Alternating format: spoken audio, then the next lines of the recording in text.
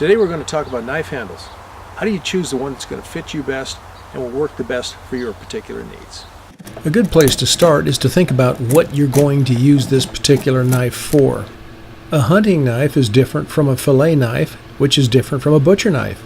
You have to decide what job the knife is going to be needed for.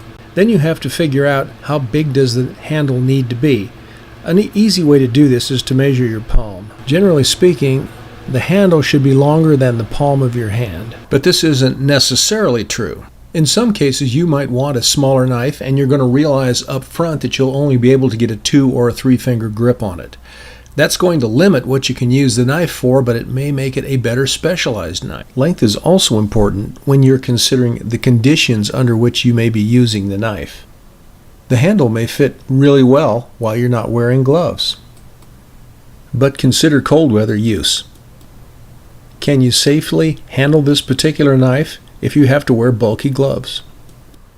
Diameter is another consideration. If the handle is too small or too slim, it may twist in your hand when you're using it. You'll find most tools have pretty generous handles. There are many materials that can be used to make knife handles, but for a hard-use knife, I'm going to go with micarta.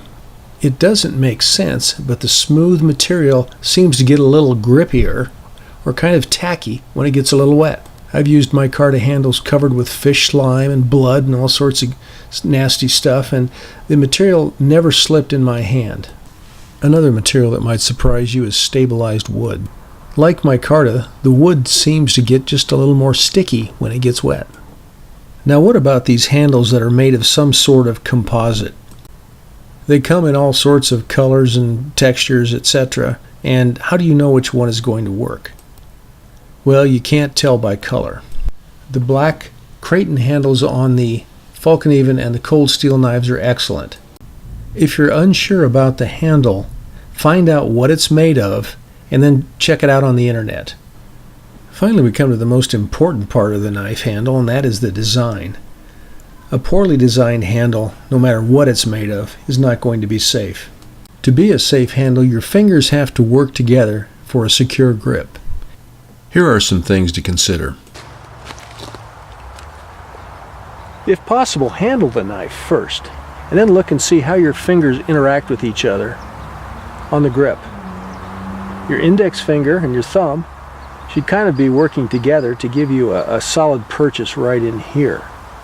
In the middle, you want to have kind of a bigger swell or something like that, so it doesn't cause the palm of your hand to blister or get red or something like that. Then check to see how the final 2 fingers work together. They're the ones that are holding on to the end of the knife. Finally, does your knife need a hilt or a guard on the handle? That's going to amount to another personal choice. If the knife is designed for fighting or for stabbing something or other, you probably need some sort of a guard. But the old-time mountain men typically didn't have hilts on their knives. In fact, their knives were pretty ordinary looking. So in the final analysis, what exactly do you need in a knife handle? This is a real example of one size does not fit all. A handle that is ergonomic for me may not work for you. And we all use our knives differently and have different needs for them. So the only suggestion I can really give is base your choice on safety. And then you can look at neat handle materials and knives that look really pretty. This is SurvivalCommonSense.com. Thank you for watching and stay safe.